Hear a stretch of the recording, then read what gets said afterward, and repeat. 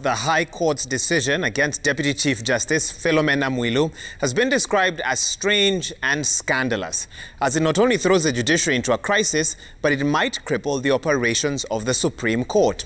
With former Chief Justice David Maraga and Supreme Court Judge Jackstone Ojwang retired, the decision to have Justice Philomena Mwilu step aside essentially robs the Supreme Court of the required quorum of 5 to hear and determine any matter.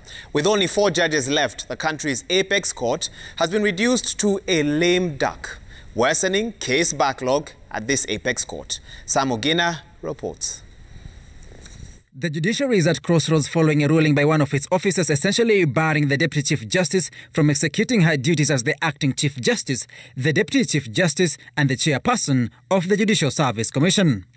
While the DCJ, in the absence of the Chief Justice, is the administrative boss of the judiciary, the ruling by the Meru High Court has caught the legal fraternity by a surprise. It's scandalous. It's absolutely disgraceful.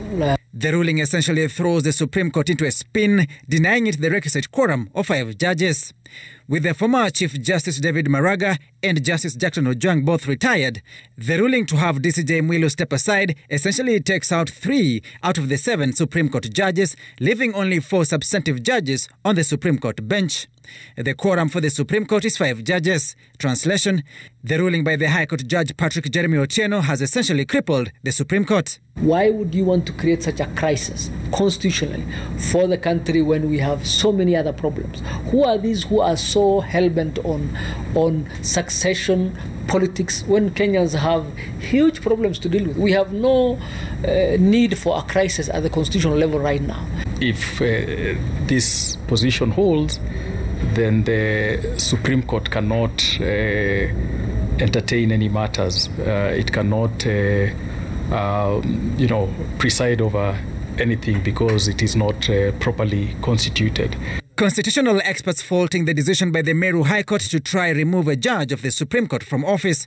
Article 164 of the Constitution stipulates that to remove a Deputy Chief Justice, either through a petition or by its own volition, the Judicial Service Commission can initiate a probe against the Deputy Chief Justice, and its decision communicated to the President, who will form a tribunal to investigate the Deputy Chief Justice upon suspending the DCJ.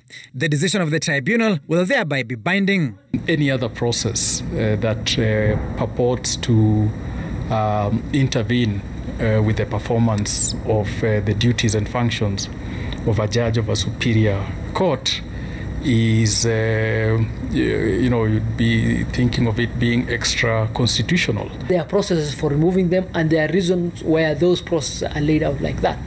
There is a process to remove a president, there is a process to remove a judge, there is a process to remove different officers. Interestingly, the decision that has thrown the Supreme Court into a spin comes 2 weeks after the exit of former Chief Justice David Maraga. Maraga had warned the judicial officers to remain firm to the rule of law after his on and off battle with the executive to fend off infiltration into the independence of the judiciary. Coincidentally, the decision to bar the DCJ from sitting in the JSC stops her from participating in the process of selecting the next CJ to succeed Maraga, which is expected to begin after applications close on February 10th. Equally, a case on the B-Bay process was expected before the Supreme Court. It's another example of the wanton attack on the judiciary and the judicial processes, and a misuse of the court process of monumental magnitude. The state functions properly when all its arms of government are properly functioning as per the Constitution. So it not only affects the Supreme Court, but it affects the rendering of justice for Kenyans and the performance of the state. Sam Ogina, Citizen TV, Nairobi.